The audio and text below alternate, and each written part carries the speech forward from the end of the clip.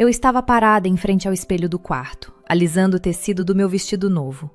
Era uma peça de linho cor de terracota, um tom quente e terroso que eu escolhi a dedo na vitrine da loja do centro.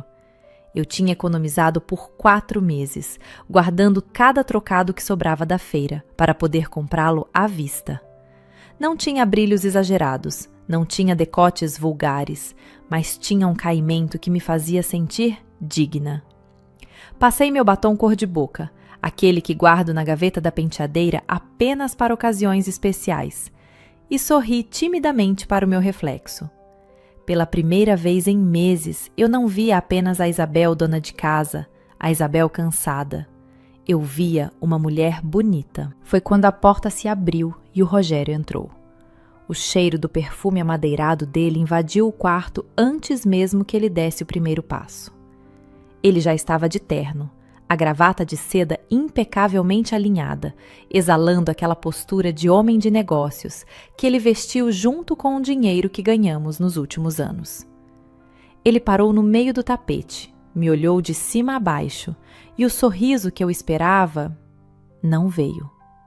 O que vi nos olhos do meu marido não foi admiração, nem carinho. Foi um misto gelado de pena e irritação. Você não vai sair assim, vai? Ele perguntou, com aquele tom arrastado que ele usa quando quer me fazer sentir pequena, como se eu fosse uma criança que fez arte. É o jantar de posse do prefeito, Rogério. Você disse que era a noite mais importante do ano para os seus negócios. Eu respondi, sentindo meu sorriso murchar e minhas mãos suarem frio sobre o linho do vestido. Eu me arrumei para te acompanhar. Ele soltou uma risada seca, balançando a cabeça enquanto ajeitava as abotoaduras de ouro no punho da camisa. Exatamente, Isabel. É importante. O prefeito vai estar lá.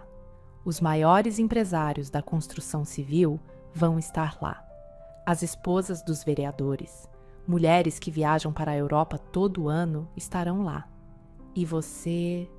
Ele apontou para o meu vestido como se fosse um trapo velho. Você parece que está indo para a feira. Sinceramente, você não vai.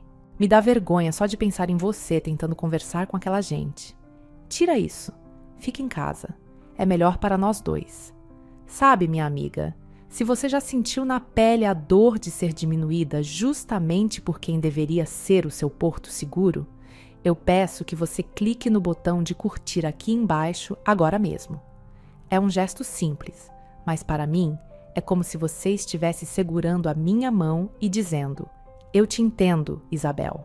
E, por favor, se inscreve no canal e ativa o sininho para que a gente possa continuar compartilhando essas histórias de vida que, infelizmente, são a realidade de tantas de nós. Vamos juntas até o fim dessa história. Aquelas palavras do Rogério não foram apenas frases soltas. Foram pedras atiradas contra uma vidraça. Me dá vergonha. A frase ecoou no quarto silencioso, bateu nas paredes decoradas com papel de parede caro e voltou direto para o centro do meu peito. Eu não gritei. Não fiz um escândalo. Aos 62 anos, a gente aprende que gritar com a arrogância é gastar a alma à toa. Eu apenas respirei fundo, engolindo o choro que formava um nó na minha garganta, e comecei a desabotoar o vestido que, minutos antes, me fazia sentir uma rainha. Rogério nem esperou eu terminar. Ele conferiu o relógio, resmungou algo sobre o trânsito e saiu do quarto. Ouvi os passos dele descendo a escada, o som pesado da porta da frente batendo e, em seguida, o motor do carro se afastando. A casa ficou em silêncio. Um silêncio luxuoso, frio e vazio. Fiquei ali, sentada na beira da cama, com o vestido terracota dobrado no colo. Olhei para as minhas mãos. Ah, as minhas mãos... Talvez o Rogério tivesse razão. Elas não eram mãos de madame. Eram mãos grossas, com as digitais quase apagadas pelo tempo.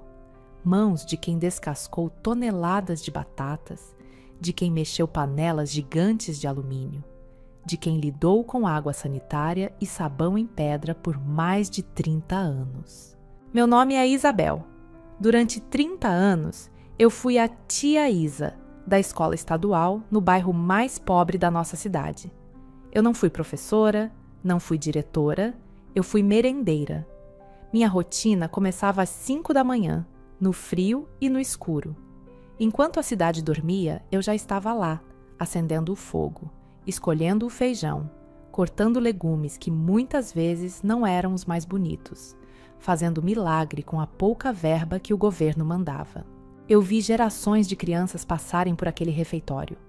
Vi crianças felizes, vi crianças tristes e vi, principalmente, crianças famintas. O Rogério esqueceu de onde viemos. Hoje, ele tem uma construtora, fornece cimento para as obras da prefeitura, anda de carro importado. Mas ele esqueceu que, no começo, era o meu salário de merendeira que pagava o aluguel do quartinho onde a gente morava. O dinheiro subiu à cabeça dele como uma cachaça ruim, fazendo-o acreditar que a elegância está na etiqueta da roupa e não na pureza do caráter. Levantei-me devagar, sentindo o peso da solidão naquela casa enorme. Fui até a cozinha e coloquei a água para ferver. Enquanto a água esquentava, minha mente viajou para o passado, para 25 anos atrás. Lembrei-me de um menino específico, um menino magrelo, de olhos grandes e assustados, chamado Roberto. Roberto era o primeiro da fila da merenda e o último a sair. O uniforme dele era sempre maior que o corpo, herdado de algum irmão ou doado pela vizinhança. Os sapatos viviam descolados na frente, parecendo boquinhas famintas. Ele não falava muito. Tinha vergonha da própria pobreza. Mas eu, com meu instinto de mãe, que a vida não me permitiu ser, via a dor dele. Lembro de uma tarde chuvosa em que a merenda era pouca. A diretora tinha avisado para racionar. Mas quando vi o Roberto com aquele prato vazio, olhando para a panela com aqueles olhos pidões, eu não aguentei. Esperei a diretora virar as costas e coloquei uma concha extra, bem cheia de carne, no prato dele. Ele sorriu.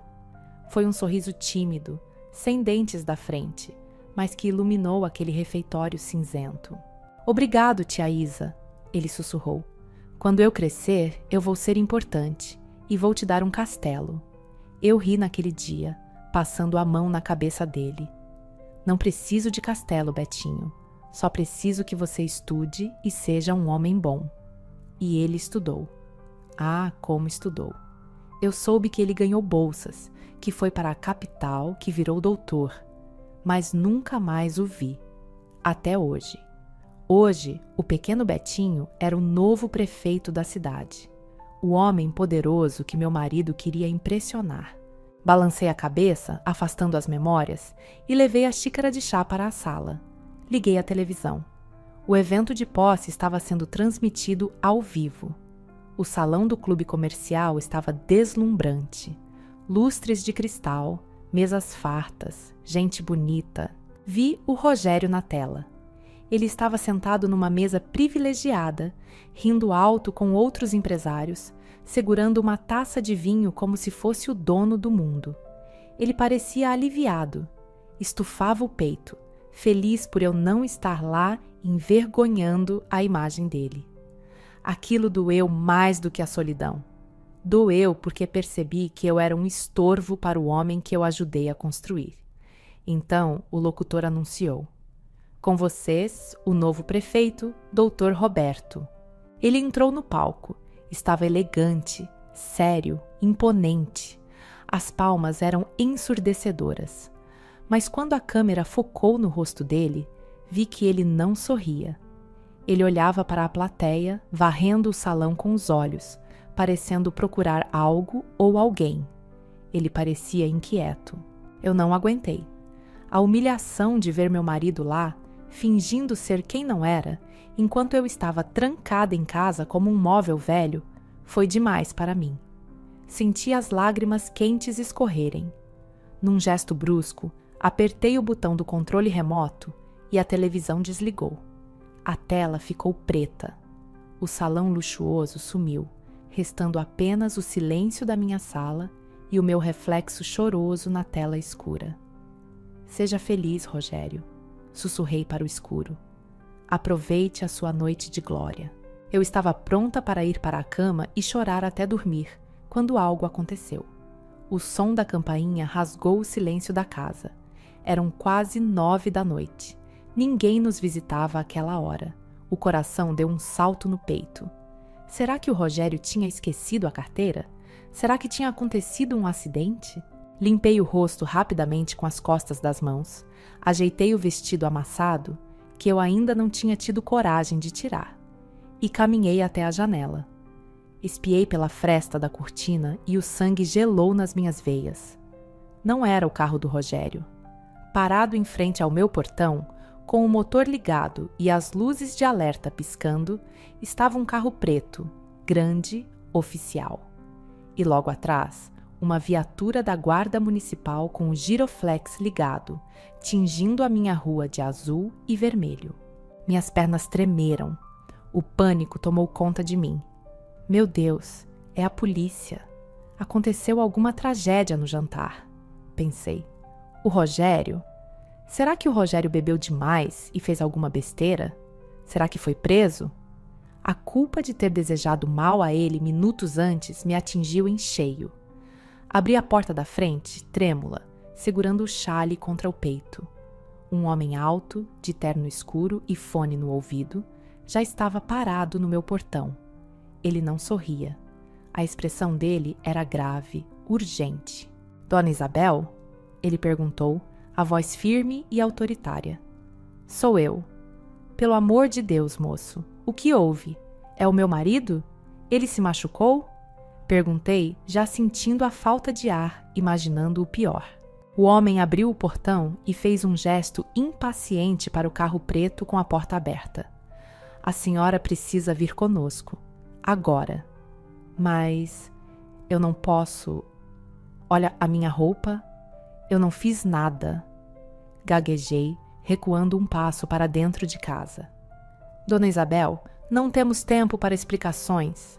A ordem veio diretamente do prefeito. A senhora entra nesse carro agora ou teremos um problema maior. Por favor. Olhei para a rua vazia, para os vizinhos começando a aparecer nas janelas curiosos com as luzes da polícia, e depois para aquele homem sério. Sem saber se estava indo para a delegacia, para o hospital ou para o meu fim, peguei minha bolsa, tranquei a porta e, com o coração saindo pela boca, entrei no banco de trás daquele carro oficial. Enquanto o motorista arrancava bruscamente, cantando pneu no asfalto em direção ao centro da cidade, uma única frase martelava na minha cabeça, deixando o meu estômago embrulhado de pavor. O que o Rogério fez dessa vez? O interior do carro oficial tinha cheiro de couro novo e ar-condicionado gelado, um contraste violento com o calor úmido que fazia do lado de fora naquela noite de verão. Eu estava encolhida no canto do banco traseiro, segurando minha bolsa contra o peito como se fosse um escudo, enquanto as luzes da cidade passavam borradas pela janela fumê. O silêncio lá dentro era absoluto, pesado, quase sólido. O motorista, aquele homem de ombros largos e expressão imutável, dirigia com uma urgência que me deixava enjoada, cortando o trânsito com a ajuda da viatura da Guarda Municipal que ia à frente abrindo caminho com o giroflex ligado. Minha mente era um turbilhão de pavor. Eu não conseguia pensar em nada além de tragédia. O Rogério, eu sussurrava para mim mesma, roendo o canto da unha, um hábito antigo que eu tinha abandonado anos atrás. O que ele tinha feito? Será que tinha brigado com alguém? Será que a construtora tinha caído num escândalo de corrupção e a polícia tinha ido buscá-lo no meio da festa? Ou pior, será que ele tinha passado mal? Um infarto, talvez? A culpa começou a me corroer. Minutos antes, eu tinha desejado que a noite dele fosse ruim, tinha sentido raiva. E agora, ali estava eu, sendo levada às pressas para o que eu tinha certeza ser o cenário de um desastre. Olhei para as minhas mãos apoiadas no tecido fino do meu vestido terracota. Elas tremiam sem parar. Eu me sentia uma impostora dentro daquele carro de luxo. A Isabel, a merendeira que contava moedas para pagar o ônibus, não pertencia àquele banco de couro. Eu queria perguntar ao motorista, queria implorar por uma informação, mas a postura rígida dele me intimidava. Ele parecia um soldado cumprindo uma missão de guerra, e eu era apenas uma carga frágil e assustada sendo transportada. O carro fez uma curva brusca e, de repente, avistei a fachada do clube comercial. Era o prédio mais imponente da cidade, com suas colunas gregas iluminadas por holofotes dourados que rasgavam a escuridão. Havia uma movimentação intensa na frente. Carros importados, manobristas correndo de um lado para o outro, fotógrafos da imprensa local aglomerados perto da entrada principal. Quando a viatura da guarda parou bloqueando o trânsito e o carro oficial estacionou bem em frente ao tapete vermelho, eu senti meu coração parar. O motorista desceu rapidamente e abriu a porta para mim. "Por favor, Dona Isabel", disse ele, estendendo a mão. Eu hesitei. Meus pés pareciam colados no tapete do carro. Ao descer, senti o flash de uma câmera disparar na minha direção. Fiquei cega por um segundo. Ouvi cochichos. Quem é ela? É a mãe de alguém? Aconteceu alguma coisa? As pessoas na calçada, curiosos que sempre se aglomeram nesses eventos para ver a roupa dos ricos, me olhavam com estranheza. Eu não tinha joias, não tinha um penteado de salão, e meu vestido, que no meu quarto parecia bonito, ali, sob aquelas luzes fortes, parecia simples demais, humilde demais. Eu me senti nua. O segurança da entrada, um homem enorme que conhecia a elite da cidade pelo nome, franziu a testa quando me viu. Ele fez menção de barrar minha passagem, acostumado a impedir que gente como eu entrasse naquele santuário da riqueza. Mas o motorista do prefeito sussurrou algo no ouvido dele. Os olhos do segurança se arregalaram. Ele recuou imediatamente, abrindo as portas duplas de vidro espelhado com uma reverência exagerada que me deixou ainda mais confusa. "Entre, senhora. Estão esperando." Eu entrei. A transição do calor da rua para o ambiente climatizado do salão foi um choque térmico e sensorial. O ar ali dentro cheirava a lírios frescos, perfume francês caro e champanhe. O burburinho das conversas, o tilintar dos talheres de prata nos pratos de porcelana, a música suave de um quarteto de cordas tocando ao vivo. Tudo aquilo me atingiu como uma onda. Era um mundo à parte. Um mundo onde a fome, o suor e o cheiro de feijão queimado não existiam. Caminhei pelo corredor de entrada, pisando no tapete vermelho macio, sentindo-me minúscula. Eu procurava desesperadamente pelo Rogério. Meus olhos varriam o salão lotado, buscando ver onde estava a confusão, onde estavam os médicos ou a polícia prendendo meu marido. Mas, para minha surpresa, o jantar parecia transcorrer. Normalmente, algumas pessoas pararam de comer e me olharam. Mulheres com vestidos de seda e colares de diamantes me mediram de cima a baixo, com aquele olhar de desprezo que dispensa palavras. Eu vi cochichos atrás de leques, vi risadinhas discretas. Eu era a nota desafinada naquela orquestra de perfeição. A intrusa. A tia da limpeza, que entrou pela porta da frente por engano. A vergonha que o Rogério tanto temia estava acontecendo. Mas eu não estava ali por rebeldia. Eu estava ali por pânico. Foi então que eu o vi. Rogério não estava algemado. Não estava caído no chão sendo atendido por paramédicos. Ele estava de pé, perto da mesa principal, com um copo de uísque na mão, conversando animadamente com o dono da maior imobiliária da região. Ele parecia... bem, perfeitamente bem. A confusão na minha cabeça deu um nó cego. Se ele estava bem, por que o carro oficial? Por que a urgência? Dei mais alguns passos, entrando no campo de visão dele. Quando Rogério virou o rosto e me viu, a reação foi instantânea e aterrorizante. O sorriso dele morreu. O copo tremeu na mão dele, derramando um pouco do líquido âmbar no tapete. Ele ficou pálido, depois vermelho de uma fúria contida. Ele pediu licença aos homens com quem conversava e veio em minha direção, marchando como um general indo punir um soldado desertor. Ele me interceptou antes que eu chegasse ao meio do salão, me puxando bruscamente pelo braço para um canto, perto de uma pilastra decorada com flores, longe dos olhares mais diretos. Você ficou louca, Isabel. Ele sibilou entre dentes, apertando meu braço com força. Os olhos dele saltavam das órbitas. O que você está fazendo aqui? Eu não disse para você ficar em casa? Você veio me humilhar de propósito? É isso? Veio mostrar essa sua roupa de feirante para os meus sócios? Eu estava atordoada. O alívio de vê-lo bem se misturou com a dor da agressão. Rogério, me solta, sussurrei, tentando me desvencilhar, mas ele apertou mais. O carro da prefeitura foi me buscar. O motorista disse que aconteceu algo. Eu achei que você estava morrendo. Ele soltou uma risada sarcástica, cruel, olhando para os lados para garantir que ninguém ouvia a nossa discussão. Carro da prefeitura? Você está delirando agora? Bebeu, Isabel? Você pegou um táxi e veio fazer cena. Olha para você. Ele passou a mão no rosto, exasperado. Você tem ideia do quanto eu trabalhei para estar nessa mesa hoje? Você tem ideia do quanto custou esse convite? E você entra aqui com essa cara de coitada, com esse vestido ridículo. Vai embora. Agora. Sai pelos fundos, pela cozinha, que é o seu lugar. Eu invento alguma desculpa. Digo que você é uma parente distante que tem problemas mentais. As lágrimas que eu segurava desde casa começaram a embaçar minha visão. Problemas mentais. Era assim que ele ia me descrever para salvar a própria reputação.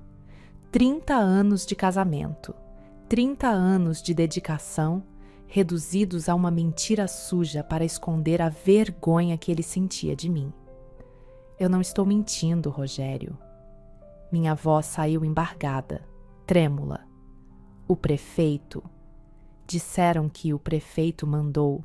Ah, o prefeito nem sabe que você existe. Ele cortou, ríspido, quase gritando, mas mantendo o tom baixo. Quem é você para o prefeito, Isabel? Você é uma merendeira aposentada. Ele é um homem do mundo, estudou na Europa. Você acha que ele mandaria buscar você? Para quê? Para servir o café? Se enxerga, mulher. Você está alucinando. Agora some da minha frente antes que eu perca a cabeça de vez. Ele me soltou com um empurrão leve, apontando para a porta de serviço onde os garçons entravam e saíam com as bandejas. Eu me senti o menor ser do mundo. A humilhação era física, doía no estômago.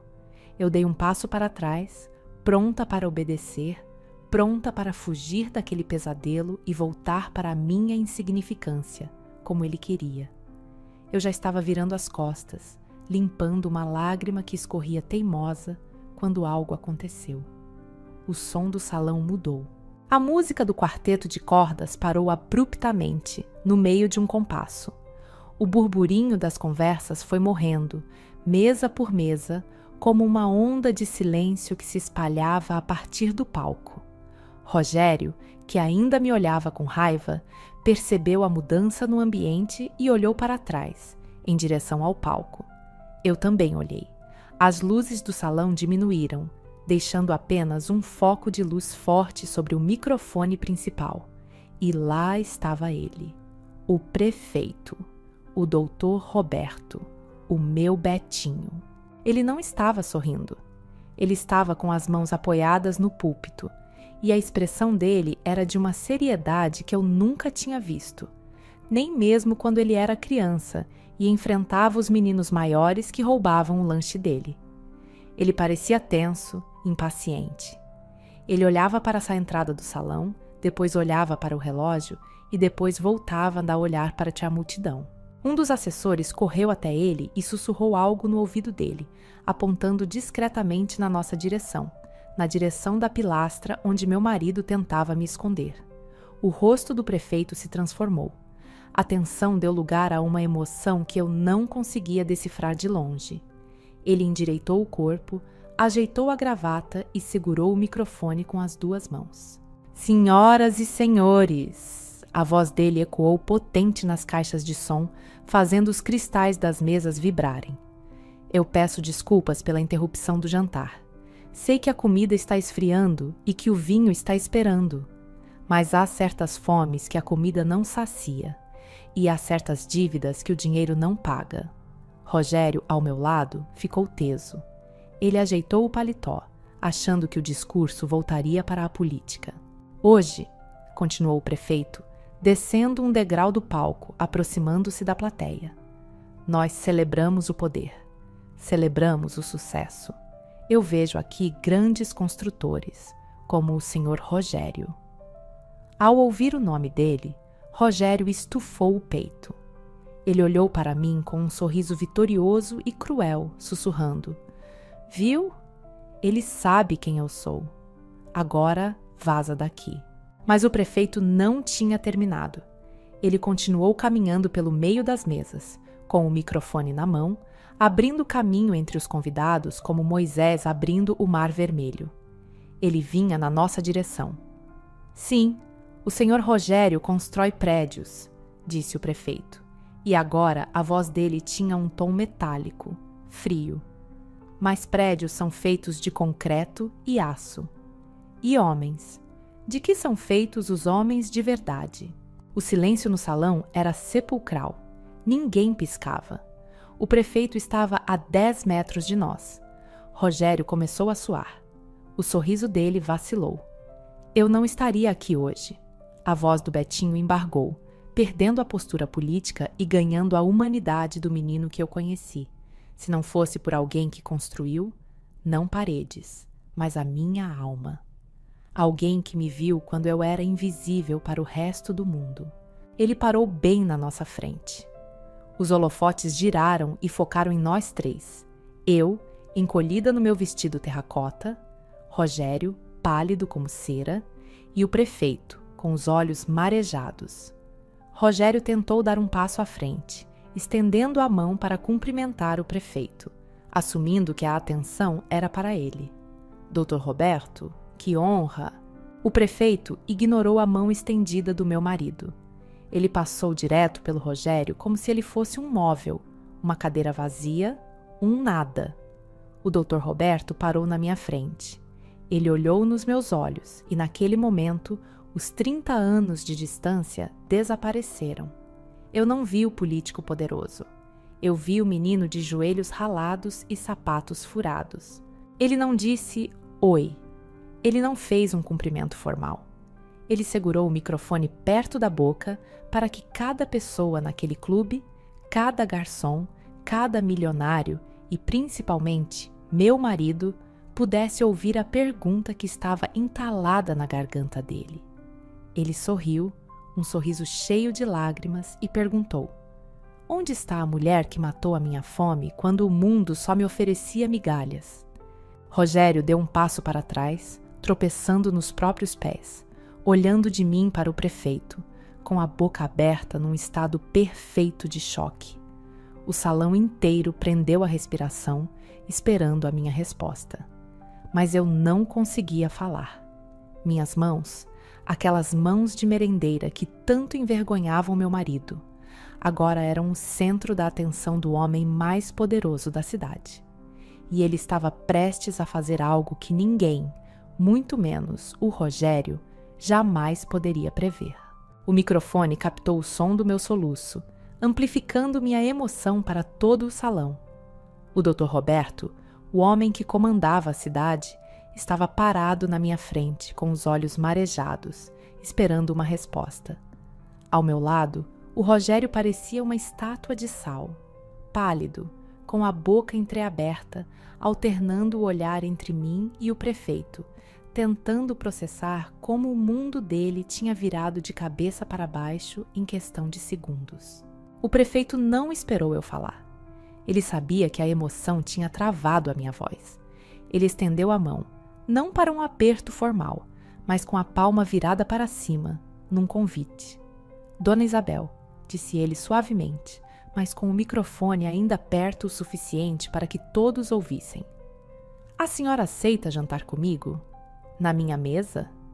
Rogério, num reflexo de sobrevivência social, deu um passo à frente, abrindo aquele sorriso de vendedor que ele usava para fechar contratos. Mas é claro, prefeito, Rogério disse, a voz trêmula de ansiedade, já estendendo o braço para segurar o meu, tentando tomar posse do momento. Será uma honra para nós, minha esposa e eu. O prefeito levantou a mão livre, num gesto seco de pare. O sorriso do Rogério congelou. O Dr. Roberto virou-se lentamente para o meu marido. O olhar de carinho que ele tinha me dado desapareceu, substituído por um olhar de gelo, duro e implacável. Perdão, Sr. Rogério. A voz do prefeito cortou o ar como uma lâmina. Acho que o senhor não me entendeu. O convite é para a Dona Isabel. Na mesa principal, ao meu lado, sentam-se apenas as pessoas que construíram o meu caráter. E o senhor? Bom, o senhor fornece cimento. Um ó abafado percorreu o salão. Alguém deixou um talher cair. A humilhação era pública, cirúrgica e devastadora. Mas, prefeito, nós somos um casal. Rogério gaguejou, o suor escorrendo visivelmente pela têmpora. Ficaria estranho se... Estranho? O prefeito o interrompeu, dando um passo à frente, invadindo o espaço pessoal do Rogério. Estranho é um homem ter vergonha da mulher que o ajudou a crescer. Estranho é o senhor achar que as mãos dela, que me alimentaram quando eu não tinha nada, não são dignas de segurar os talheres desse clube. Rogério encolheu-se. Ele olhou para mim, implorando com os olhos para que eu o salvasse, para que eu dissesse algo que amenizasse a situação. Mas eu olhei para ele e pela primeira vez em 30 anos não senti medo. Não senti a necessidade de agradar. Senti apenas uma calma imensa. O senhor tem uma mesa reservada, continuou o prefeito, apontando para o fundo do salão, perto das portas basculantes da cozinha, por onde os garçons entravam e saíam. Mesa 42. É um lugar mais reservado. Acho que o senhor vai se sentir mais à vontade lá, longe dos holofotes que tanto preza. Sem esperar resposta, o prefeito voltou-se para mim, pegou minha mão, aquela mão grossa e sem manicure, e a colocou sobre o braço dele. Vamos, tia Isa, ele disse, voltando a ser o menino Betinho. Eu assenti, limpando as lágrimas. E então eu caminhei. Atravessei aquele salão imenso de braços dados com o prefeito. Passamos pelas mesas dos vereadores, dos empresários, das senhoras da alta sociedade. E o que eu vi não foram mais olhares de desprezo. Vi pessoas se levantando. Vi cabeças baixando em sinal de respeito. Vi a elite da cidade aplaudindo a merendeira de vestido terracota. Olhei para trás uma única vez. Vi o Rogério sendo conduzido por um garçom até a mesa perto da cozinha, sozinho, com a cabeça baixa, enquanto os sussurros de reprovação o cercavam como moscas. A vergonha que ele tentou jogar sobre mim tinha voltado para ele, multiplicada por 1000. O jantar foi um sonho. Sentei-me à direita do prefeito. Ele me serviu vinho, cortou minha carne e passou a noite inteira contando para os convidados da mesa as histórias da nossa época na escola. Vocês veem essa mulher? Ele dizia, apontando para mim com orgulho. Ela tirava do próprio prato para dar aos alunos. Ela costurava nossos uniformes rasgados. Ela ensinou mais sobre gestão pública, com o pouco que tinha na despensa da escola, do que muitos economistas que eu conheci na faculdade. Eu sorria, tímida, mas me sentindo preenchida por uma luz que eu achava que tinha se apagado dentro de mim. Quando a sobremesa foi servida, o clima na mesa ficou mais sério. O prefeito dispensou os assessores, virou a cadeira para ficar de frente para mim e segurou minhas mãos sobre a toalha de linho. Tia Isa, ele disse, o tom de voz profissional retornando. Eu não te trouxe aqui só para matar a saudade ou para dar uma lição no seu marido. Eu preciso de você. De mim, Betinho? Ri, nervosa. Eu sou só uma aposentada. Minha vida agora é cuidar das plantas. É exatamente por isso, ele rebateu, firme. Eu visitei as escolas municipais semana passada. É uma vergonha. A comida é ruim, o desperdício é enorme, as crianças não estão sendo nutridas. Tem desvio de verba, tem descaso. Eu tenho doutorado em Direito, Isabel, mas eu não entendo de gente como você entende. Eu não sei fazer o milagre que você fazia na cozinha. Ele tirou um envelope pardo do bolso interno do paletó e colocou na minha frente. O que é isso? Perguntei. Sua nomeação, ele respondeu. Eu quero que a senhora assuma a Secretaria de Nutrição Escolar. Não quero que a senhora cozinhe. Eu quero que a senhora mande. Quero que a senhora fiscalize, treine as merendeiras, desenhe o cardápio e, principalmente, garanta que nenhuma criança nessa cidade passe o que eu passei. Eu olhei para o envelope. Olhei para o prefeito. Mas, Betinho, eu não tenho faculdade. Você tem 30 anos de prática. Você tem honestidade. E você tem o meu aval total. O salário é de secretária municipal. E eu não aceito não como resposta. Minhas mãos tremeram ao tocar o papel. Eu, Isabel, a mulher que o marido escondia, sendo convidada para ser secretária municipal. Olhei para o fundo do salão. Vi o Rogério, minúsculo à distância, comendo sozinho. Naquele momento, eu soube que a minha vida antiga tinha acabado. Eu não era mais a sombra dele. Eu era a luz da minha própria história. Eu aceito, disse com a voz firme, mas com uma condição. A comida vai ser de verdade, nada de enlatados. O prefeito riu alto e bateu na mesa. Fechado! A volta para casa foi silenciosa. O motorista oficial nos levou. Rogério entrou no carro de cabeça baixa. Ele não ousou me olhar nos olhos. O cheiro de álcool exalava dele, misturado com o cheiro azedo do medo. Quando o carro parou na nossa porta, o motorista desceu correndo para abrir a minha porta. Rogério teve que abrir a dele sozinho. Entramos em casa. A mesma casa fria e luxuosa de horas atrás. Mas agora, o ar parecia diferente. Rogério tirou a gravata, nervoso, e finalmente quebrou o silêncio.